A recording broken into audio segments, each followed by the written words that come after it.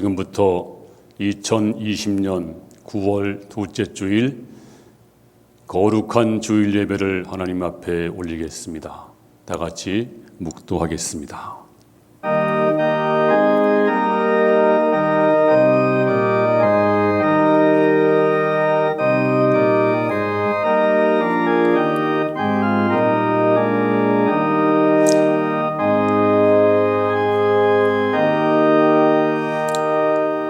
이 장을 부르겠습니다.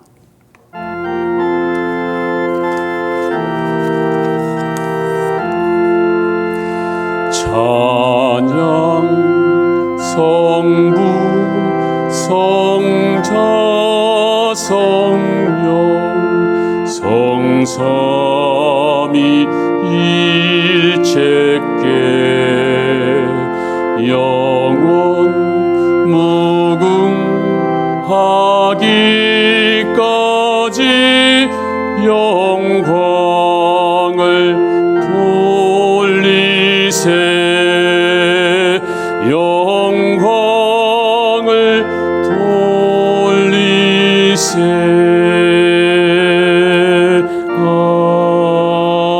아멘. 나는 전능하신 아버지 하나님 천지의 창조주를 믿습니다.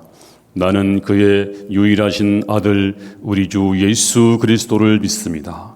그는 성령으로 잉태되어 동정녀 마리아에게서 나시고 본디오 빌라도에게 고난을 받아 십자가에 못 박혀 죽으시고 장사된 지 사흘 만에 죽은 자 가운데서 다시 살아나셨으며 하늘에 오르시어 전능하신 아버지 하나님 우편에 앉아 계시다가 거기로부터 살아있는 자와 죽은 자를 심판하러 오십니다. 나는 성령을 믿으며 거룩한 공교회와 성도의 교제와 죄를 용서받는 것과 몸의 부활과 영생을 믿습니다. 아멘. 491장을 부릅니다.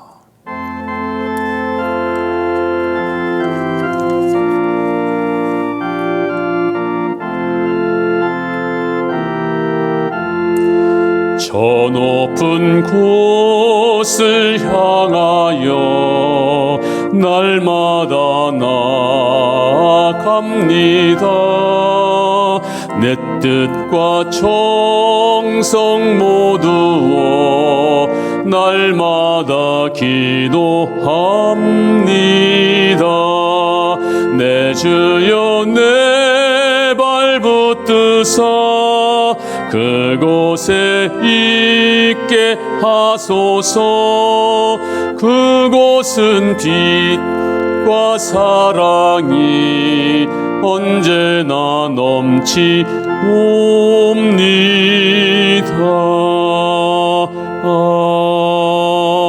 아멘. 하나님의 말씀 창세기 16장 1절로 2절입니다.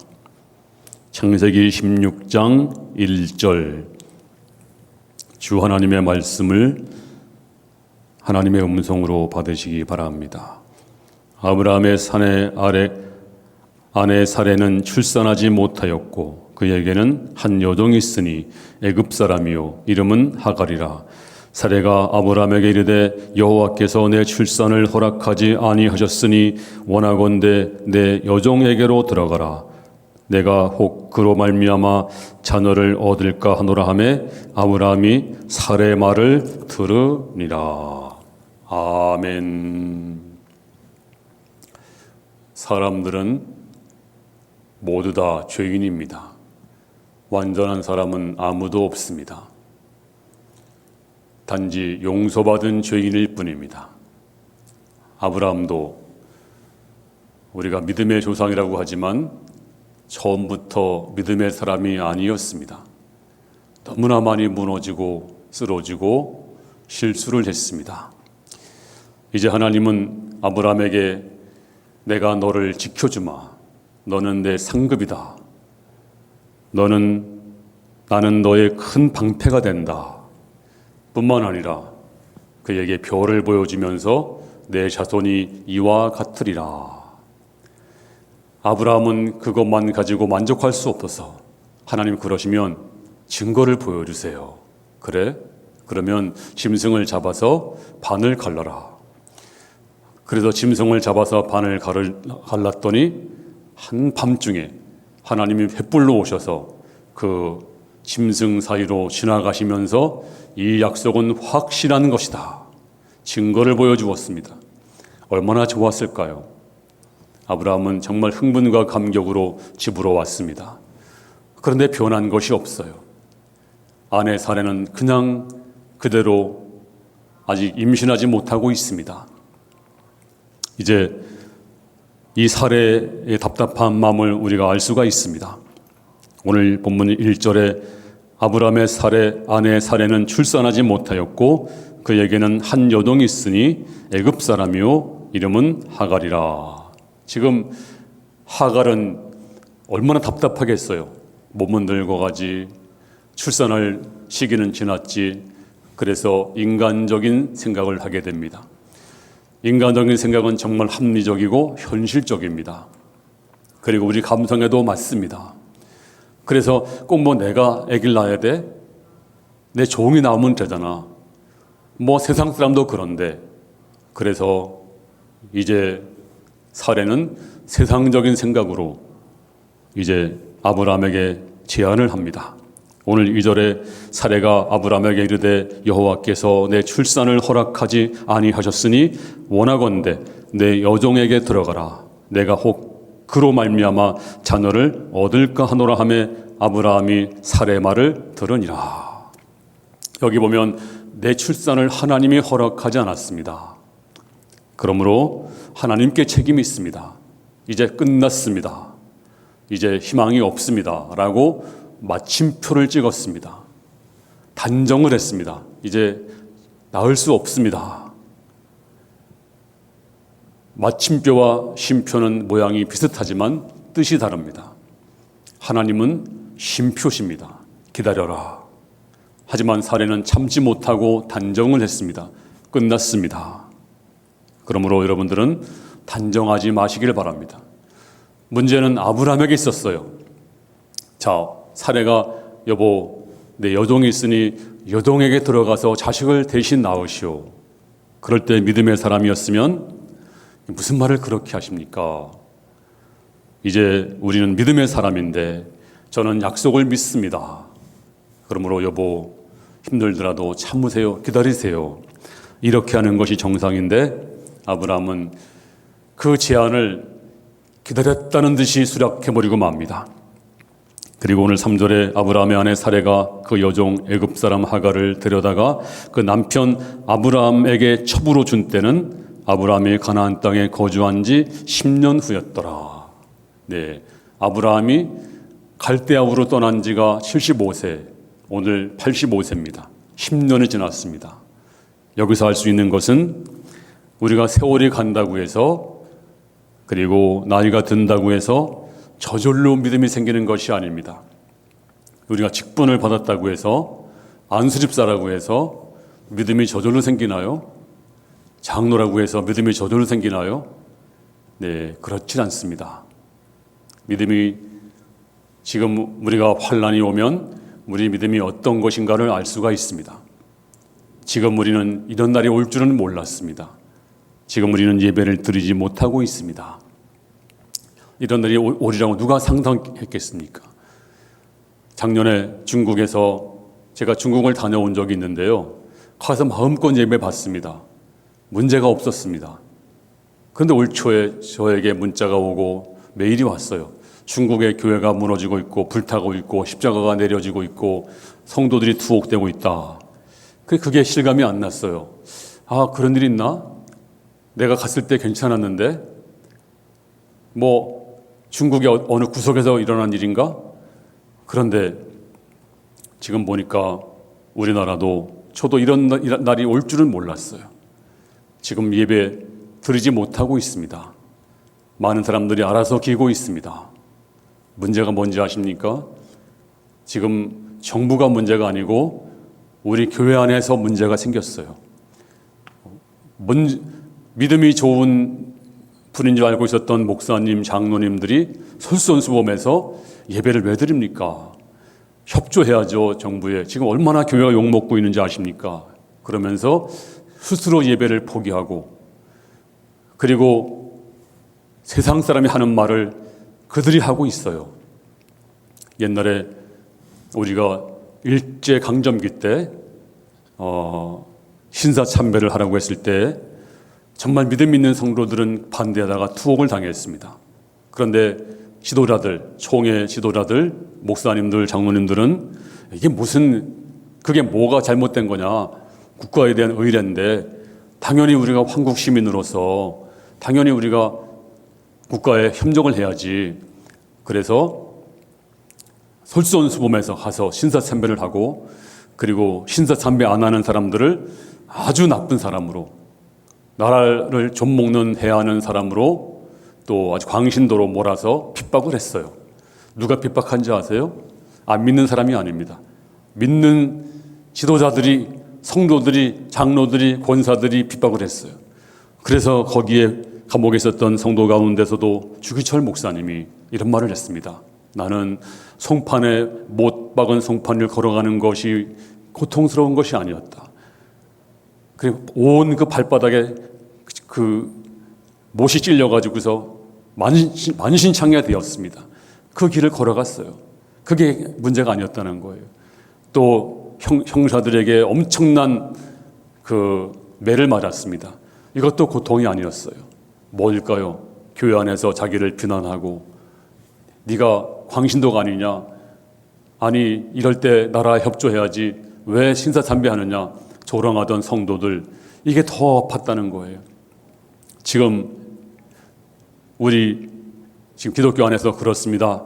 많은 성도들이 스스로 다 무너져 가지고서 교회에 욕을 하고 있어요. 왜 예배 드리느냐, 이럴 때 좀 그치면 안 되느냐. 여러분, 예배는 뭐 다방에 앉아서 커피 마시는 그런 게 예배가, 그 정도 예배가 아닙니다. 예배는 목숨을 거는 것입니다. 예배는 지금 보세요. 북한에 가면 지하교회가 있습니다. 거기서 목숨 걸고 예배합니다. 걸리면 죽는 거예요. 그들이 목숨이 아깝지 않아서, 아니 그들도 집에서 혼자 예배하면 돼요. 온라인 예배하면 됩니다. 근데 왜 거기서 모여서 예배합니까? 예배는 생명이거든요. 신앙은 어떤 형이상학이 아닙니다. 예배는 목숨을 거는 것입니다. 혹시 이 방송을 온라인으로 예배 드리는 분 있으면 다음 주에는 예배 나오세요. 제발 부탁합니다. 믿음은 이때 필요한 것입니다. 정말 내가 믿음을 보겠느냐? 주님께서 한탄했습니다. 정말 마지막 때 믿음을 보겠느냐 말입니다. 지금 다 어디 갔나요? 지금 다 숨어 있지 않습니까? 정말 총칼 갖다 목에다 댄다면 그때 얼마나 남아 있을까요? 지금도 다 도망가는데, 이럴 때 필요한 것이 믿음입니다. 이럴 때 예배 목숨 걸어야 됩니다. 죽으면 죽는 것이지 우리 신앙이 이거밖에 안 됩니까? 신앙에 목숨을 걸어야 돼요. 다음 주에는 예배 나오세요. 제발 부탁합니다. 나오세요. 다음 주에는 목숨을 거세요. 뭐가 두렵습니까? 우리 신앙이 이것밖에 안 됩니까? 왜 우리가 이렇게 주눅 들어 있습니까? 뭐가 무서워서요? 물론 정부는 그렇게 할 수밖에 없어요. 정부를 미워할 수는 없습니다. 근데 우리는 우리 스스로 이러면 안 되잖아요. 우리는 물론 우리가 방역을 잘해야 됩니다. 어제는 감리교 감독님이 이제 다음 주부터 대면 예배 드리자고, 모든 책임은 이제 교단이 책임지겠노라고 선포했습니다. 우리 장로교는 왜 그게 없을까요? 이제 문제가 생겼습니다. 아브라함이 이제 사라의 말을 듣고 나서 어떤 문제가 생겼나요? 오늘 본문 4절에 아브라함이 하갈과 동침하였더니 하갈이 임신함에 자기 임신함을 알고 그의 여주인을 멸시한지라. 이게 사람이에요. 어제까지 몸종이었어요. 쩔쩔맸습니다. 근데 이제 임신이 이제 신호가 오니까 그다음부터 주인을 멸시했어요. 이게 인간의 본성이에요. 옛날에 일제강점기 때 모슴에게 인민군이 만장 채워주니까 자기 주인을 죽창으로 막 찔렀잖아요. 이게 인간입니다. 자, 원래 사라는 그냥 왜 몸종이니까, 몸종은 사람도 아니잖아요. 그냥 씨바지로 하려고 했어요. 근데 뜻대로 되지 않았습니다. 도리어 핍박받으니까 속이 뒤집어져서 어떻게 했을까요? 5절 말씀 시작. 사레가 아브라함에게 이르되 내가 받는 모욕은 당신이 받아야 옳도다. 내가 나의 여종을 당신의 품에 두었거늘 그가 자기의 임신함을 알고 나를 멸시하니 당신과 나 사이에 여호와께서 판단하시기를 원하노라. 이제 원인 제공 자기가 해놓고 뒤집어 씌웁니다. 당신 때문이라고 막 항의하니까 이 사례의 거친 요구를 거절할 수 없어서 당신 마음대로 하라고, 그렇게 하라고. 네, 그래서 이제 다시 오늘 6절에 보니까 아브라함이 사라에게 이르되 당신의 여종은 당신의 수중에 있으니 당신의 눈에 좋을 대로 그에게 행하라 하며 사라가 하갈을 학대하였더니 하갈이 사라 앞에서 도망하였더라. 그래서 가만 놔두게 반쯤 죽여놨겠죠. 그랬더니 어떻게 했어요? 네, 하갈이 도망을 갔습니다. 근데 놀라운 사실이 있습니다. 여러분, 하갈하면 이방 여인, 애굽 여인이고 하나님은 아브라함의 하나님이고 이삭의 하나님이지 뭐 저 하갈 몸종 뭐 그게 뭐 누가 뭐 쳐다보기나 하겠어요? 그런데 놀라운 사실은 하나님이 하갈을 찾아왔다는 사실입니다. 자, 오늘 7절에 여호와의 사자가 광야의 샘물 곧 술길 샘 곁에서 그를 만나 그리고 그에게 찾아와서 그를 구원하시는 것을 볼 수가 있습니다. 시바지에 불과했고 또 주인에게 버림받았고 아브라함에게 버림받았고 사라에게 버림받았고 오갈 데가 없었는데 그런데 하나님이 그를 찾아오신 것입니다. 그리고 이렇게 말씀했어요. 오늘 8절에 이르되 사라의 여종 하갈아 내가 어디서 왔으며 어디로 가느냐 그가 이르되 나는 내 주인 사라를 피하여 도망하나이다. 이 물음 어디로 왔으며 어디로 가느냐 모든 철학자들이 그렇게 질문했어요. 해답은 없었어요. 어디서 왔어? 몰라. 어디로 가니? 그것도 몰라. 그래서 별 이상한 가설들 많이 했지만 다 해답이 없었습니다. 하지만 우리 믿는 사람들은 네가 어디서 왔니? 우리는 하나님이 예정에 따라서 하나님이 보내셨습니다. 하나님께로부터 왔습니다. 어디로 가느냐? 하나님께로 갑니다. 하나님께 영광 돌리며 살다가 하나님께로 갑니다. 이렇기 때문에 우리는 낙심하지 않습니다. 두려워하지 않습니다. 방황하지 않습니다. 오늘 하갈은 반쪽 대답이었어요. 너 어디서 왔니? 네, 여주인을 피해서 도망을 해요. 어디로 가니? 몰라요. 갈 데가 없어요. 이제 하나님은 그를 그냥 버려두지 아니하시고 이제 그를 찾아오시고 어루만져 주시고 그렇습니다. 성경이 말하기를 이사야 49장 15절에 여인이 어찌 그 젖먹는 자식을 잊겠으며 자기 태에서 난 아들을 긍휼히 여기지 않겠느냐. 그들은 혹시 잊을지라도 나는 너를 잊지 아니할 것이라. 그렇습니다. 하나님이 지켜주십니다. 하나님이 찾아오십니다. 이제 다 잊을지라도 하나님은 잊지 않으시고 우리 기도를 들으시고 우리의 신음소리를 들으시는 줄로 믿습니다. 이제 하나님이 어떻게 응답하시는가 볼까요? 9절 말씀 여호와의 사자가 그에게 이르되 내 여주인에게로 돌아가서 그 수하에 복종하라. 또 한 번 놀라겠어요. 왜냐하면 그래 너 얼마나 고생 많았니? 얼마나 서러웠니? 얼마나 너 거기서 핍박받았니? 아니 너 이혼만 당했잖아. 아니 아브라함이 너 임신을 시켜놓고 말이야. 그리고 쫓아내고 말이야. 주인도 쫓아내고 말이야. 너 얼마나 억울해. 복수해줄게. 또 너를 도와줄게. 새로운 길을 열어줄게. 이렇게 말씀한 것이 아니라 내 여주인에게로 돌아가라. 아마 죽으면 죽었지 못 가겠습니다. 막 그랬을지도 몰라요. 하지만 여기서 발견되는 것은 순종입니다. 내 원위치를 해라. 그렇습니다. 우리는 하나님께로 돌아가야 됩니다. 돌아가라.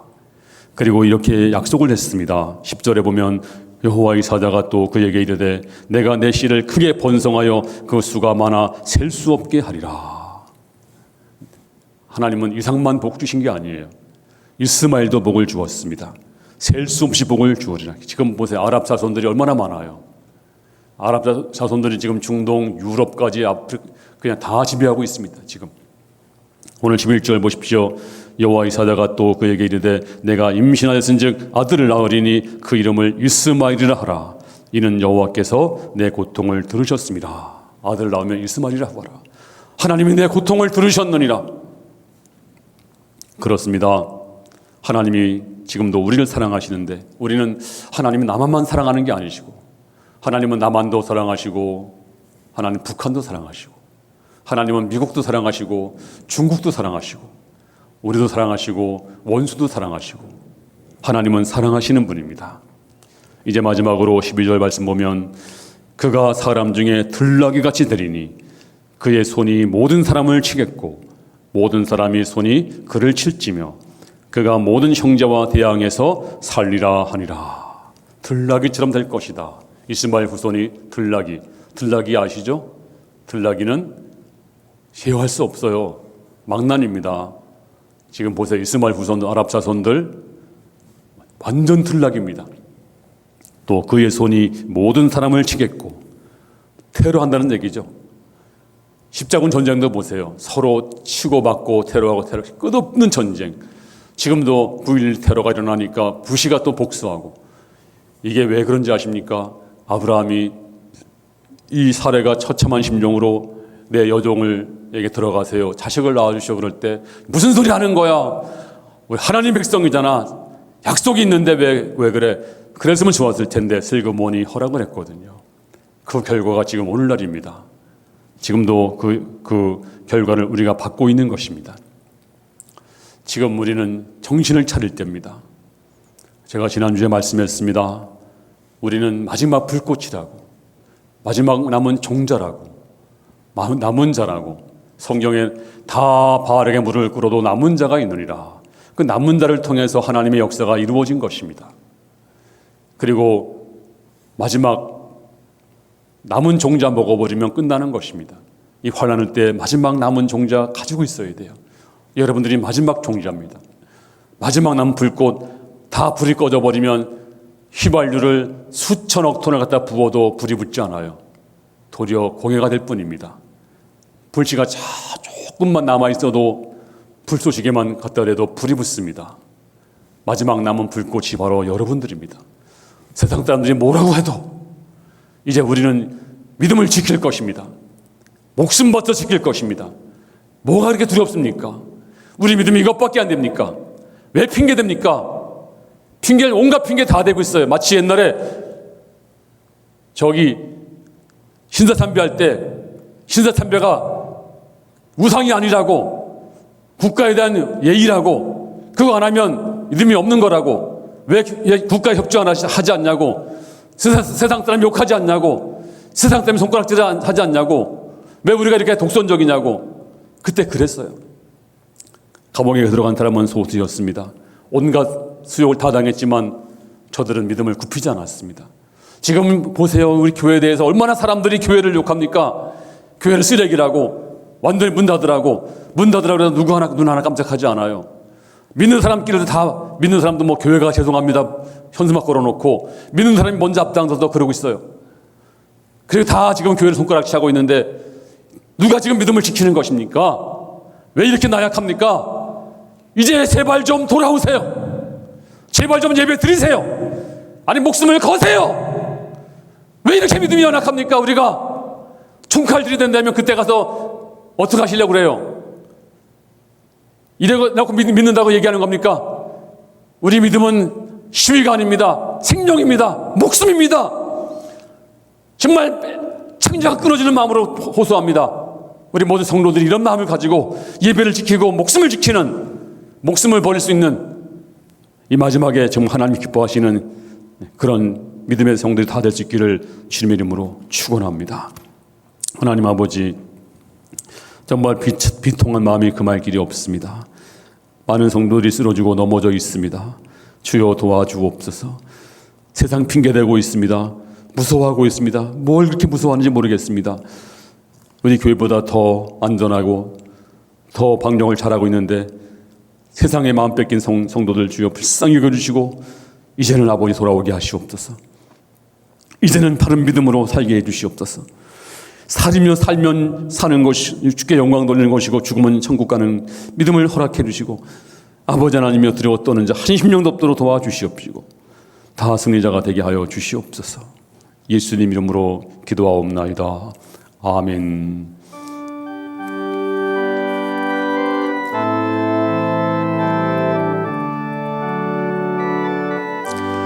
여호와 나의 목자 내게 부족네. 푸르른 초장 위에 나의 몸 누이시네.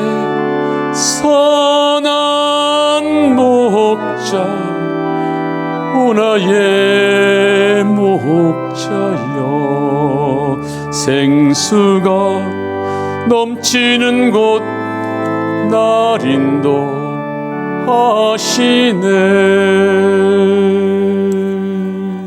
교회 소식은 이번 주부터 목장별로 기도회를 모입니다.